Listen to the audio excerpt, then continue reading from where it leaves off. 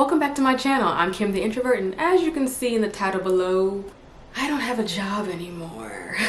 First things first, yes, the title is clickbait. Had to do it. It's YouTube, guys. Yes, I did lose my job, but I wasn't fired. I was actually laid off, which there is a difference. Both ways suck, but there is a difference with how they are categorized and the benefits you get to have depending on whether you were fired or laid off. Anyway, we'll get to that later. The point of this video is basically to provide some guidance for people who are currently going through this or suspect that they might be going through this, or if you just want to educate yourself just in case this ever happens to you. I know for me, when I suspected something was about to happen, I actually went to YouTube and I started looking up people who were laid off or fired or no longer had a job. I just wanted to see what was the next steps, or I kind of wanted to feel like I wasn't alone. And I feel like the more videos there are out there, that the less alone people will feel and less shameful the process might be for people if they feel like, oh, this is actually something that multiple people have gone through, or something that's actually normal even though it sucks. So first things first, I want to start off with my background. The company that I was laid off from, I've had 5 years experience with them. I actually started as an admin assistant, working at the front desk with them and doing administrative things, assisting the staff and the clinicians. And then I moved into a management position, which I was the office manager for our largest location. And that had a lot more responsibility, but I really enjoyed that process a lot. And then after that, I moved into being a project manager. And that was actually a lot of fun too. It was some territory that I've never been in before, so I learned a lot. Through all the different positions that I experienced at the company, I actually enjoyed every single experience because it was a nice learning type of environment, so I enjoyed that. But yes, I spent 5 years at this company, and it was a startup company, so I can kind of give you a little hint as to, like, you should have seen this coming. But yes, so that's my background. I'm going to go into what kind of happened and the signs that I saw that, yeah, I might be let go for Christmas. I started noticing in spring of 2023 that things were kind of changing in the company. I had been with the company long enough to kind of know like how the years go and how the responsibilities kind of go up and down, the census goes up and down, things just change throughout the year depending on what time of the year it is. And so I noticed in the spring that things were kind of different than previous springs that I've experienced with the company. And so I kind of just kept that in the back of my mind, but I noticed that things were not the same as they had previously been. And then in the late summer of 2023, I started getting questions about my position in the company. Now, to provide some context, I worked from 2018 to 2022, like literally January 2022, I worked in person in the same state as the company. And then from 2022 to now, I worked remote. Sometimes I would fly to the different locations and work in person, but for the most part, I was remote working in another state. So kind of had a target on my back from that. But I started getting some questions in late summer about, you know, what else I could do for the company, what other things I was interested in, how else I could support the company, what departments was I interested in being a part of, things like that, which really raised a lot of, I'm just gonna say flags. I'm not gonna say red flags, but there were some flags being waved, okay? Just waving, all right? And so I just kind of put that in the back of my mind, because that's a really weird thing to ask your employee, especially when it's coming from a director. Like, that's your job. You're the leader, so if you're the leader of the team, then you should know your team well enough to know where they should be placed, or what their strengths are, and what departments or what teams they would be best a part of. That's just my opinion. Yeah, I just kept that in the back of my mind. I thought that was a very weird thing to ask, because my position at the company has never been asked. As a matter of fact, I was always told that you can do anything, you're great. You know, I just got a lot of positive feedback, so it was weird to be questioned about what I could be offering the company further, especially since I had been with the company for 5 years. So that was weird, put it in the back of my brain. It just made me kind of note some things and keep things, yeah, it is it alerted some things inside of me.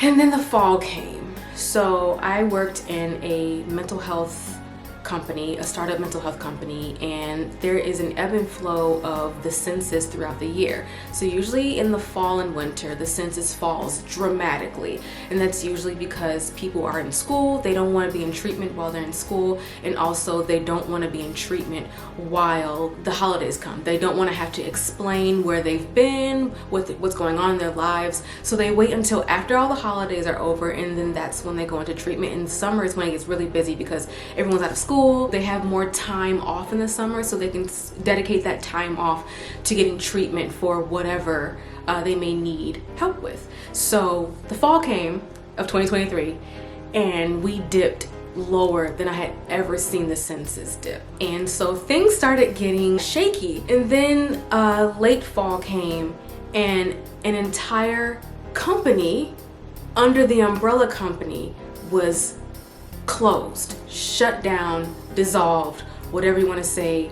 It no longer existed. So it was very weird for that part of the company to no longer exist, just because it was part of the culture of the company. So when you completely erase a significant part of the culture of a company, it's weird. It's very weird. It's very worrisome to some people.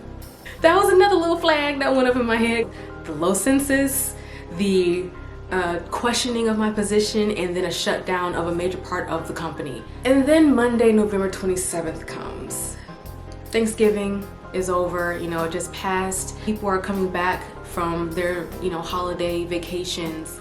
Monday, late afternoon / early evening, I noticed that an appointment showed up on my calendar, and the appointment was with HR and one of the directors.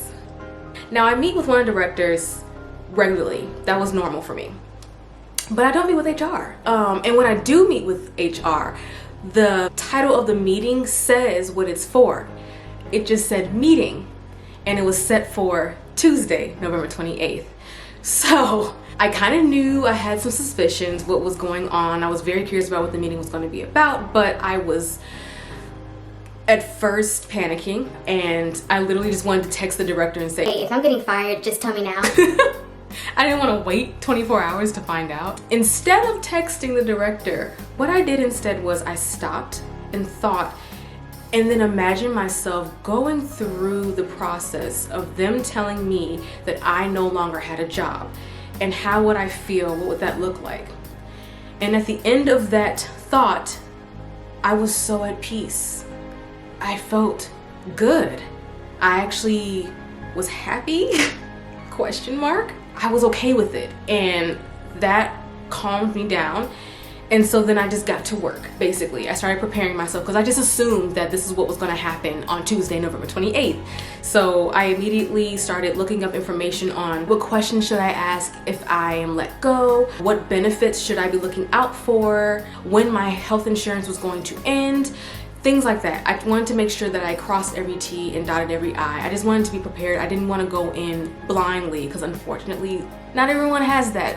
So Tuesday, November 28th comes, it's 4 o'clock, we have our meeting, and I'm all smiles because that's my personality, and the Zoom opens up and I have 2 people looking at me like their rabbit and puppy just died, and I was like, oh yeah, this is totally happening. They were very gentle with me, and they were very kind. They had nothing but kind words. I totally understood. Not one part of me was angry. They were very kind. Of course, I had my little list next to me, and I asked the questions that I needed to ask, and they let me finish up my days. So as of Tuesday, November 28th, I was laid off from my job that I had for 5 years. As of Tuesday, November 28th at 4 o'clock, I no longer had a job. And I was okay with it. I was relieved. I'm very optimistic because it was a new beginning for me. And I've gone through things in the past where something big happened in my life where to other people it may seem like the end, but then a whole other door opened that started a new great beginning for me. So I wasn't upset about it at all. Again, I was relieved, optimistic, happy, even excited, because life is a journey and I don't know where this part of my life is gonna go, where this part of my journey is gonna go. I'm good though. Like, I just kept saying I'm good because I am good. So here's the immediate action that I took right after I was let go. We immediately worked out severance pay because that's important. I had been with the company for 5 years. It just seems fair to be compensated fairly when you're the one being let go and it's not because of something you messed up or because of your poor performance. I asked about my insurance. So my insurance ended 2 days after I was laid off, and that was literally that wasn't their decision. That's just how it worked out. So I just made sure I had clarity on that. I asked as many questions as possible about that. So they were very kind in making sure that they answered all my questions and gave me all the resources I needed so that I could then have my own health insurance, obviously outside of being employed. I asked them if I could finish up any last minute projects that I was working on. They were gracious enough to let me do that. So for like a day and a half after I was laid off, I actually got to stay online. They did not shut down my accounts right away, so I was able to stay online and also to pass off any passwords or information that was important for other people on the team to know. I also made sure I had meetings with anyone who was working directly with me, just because like I can't just disappear because they would be directly affected. So it was only fair to have meetings with them, just let them know what was happening. The last 2 things I asked for an exit interview, which is super important. Even if you're being fired, ask your HR or manager if you can get an exit interview.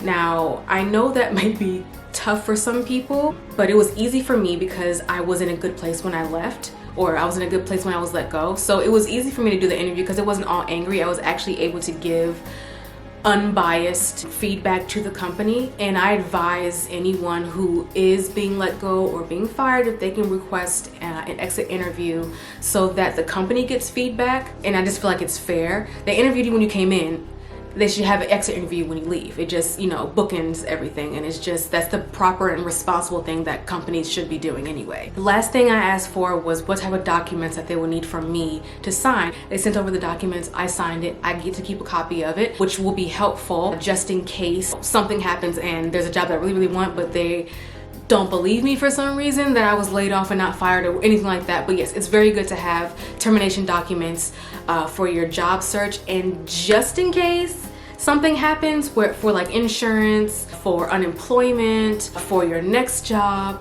if your job that you just got laid off from starts being weird and you need information from them, you have documents that you signed and they signed saying what happened and what benefits they gave you, if any, afterwards, things like that. So yes, make sure that those are things you look out for. Again, to go over those things, severance pay, ask for severance pay if you're able to. Ask about if you had insurance, ask about your insurance, when it ends, what your options are after it ends. Make sure that you ask if you can have a proper goodbye to the team, or that you can finish up last minute projects, not just leave things hanging. And then ask for an exit interview and ask for termination documents.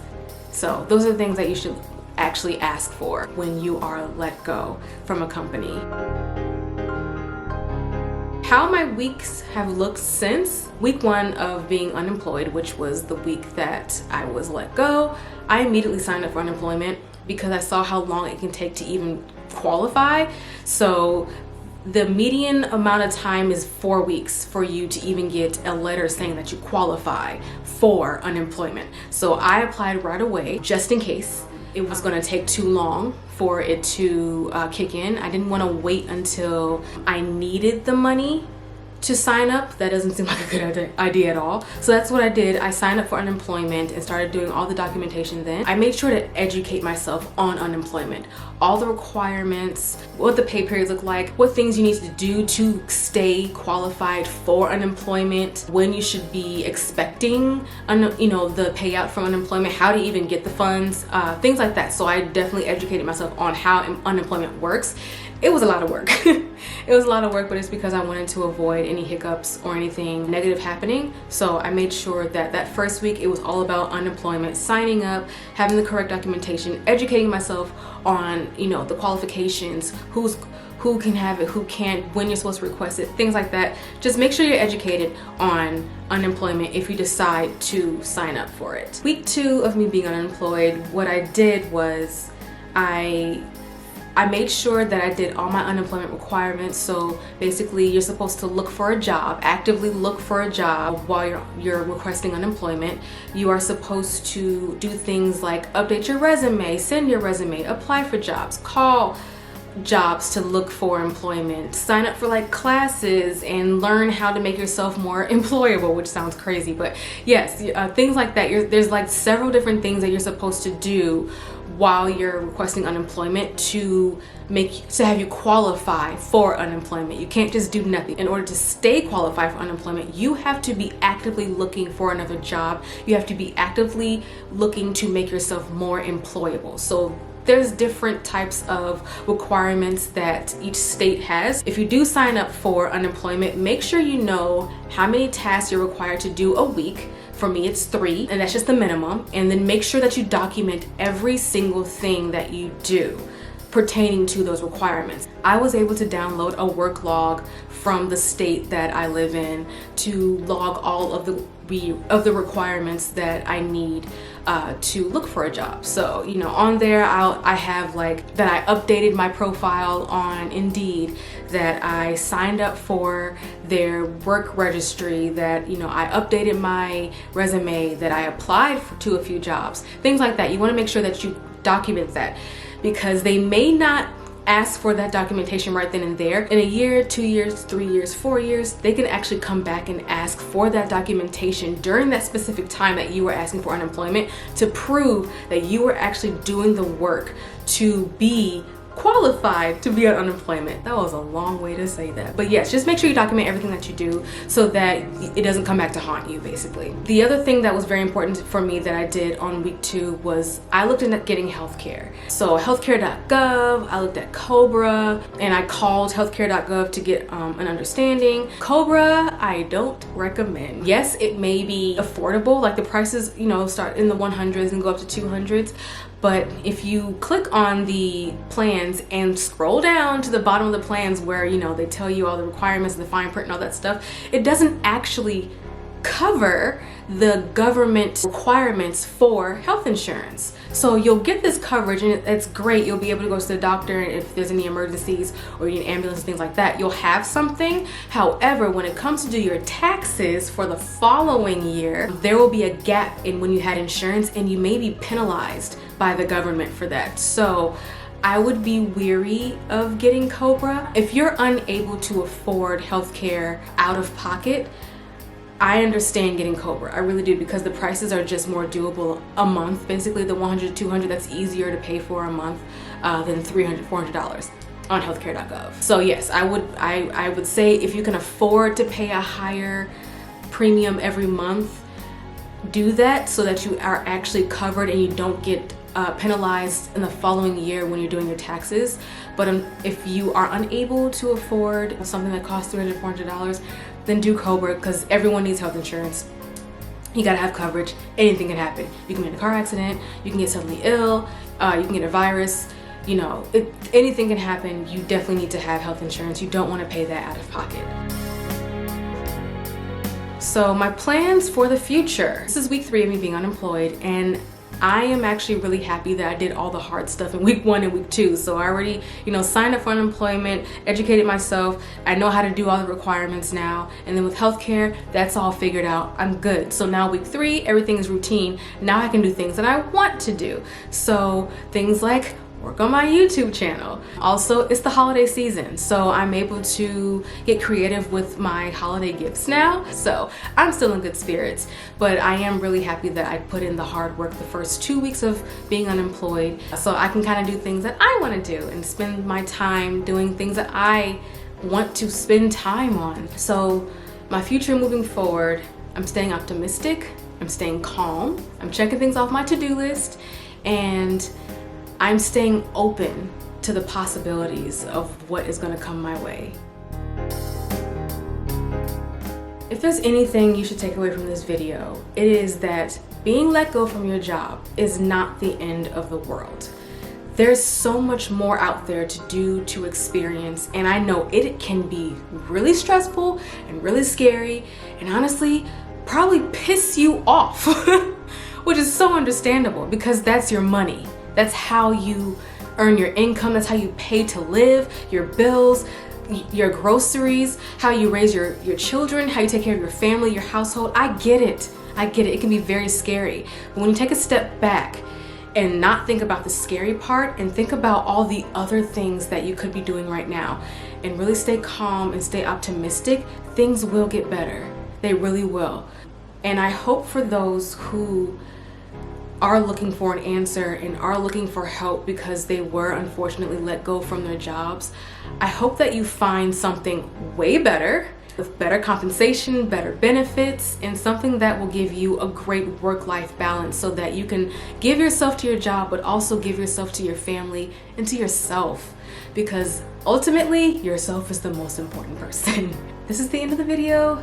Thank you so much for tuning in. I appreciate you watching this video. I really hope that this video actually helped someone out there. If it helped one person, that's good enough for me. But take care, good luck, everything will be okay. Promise everything will be okay.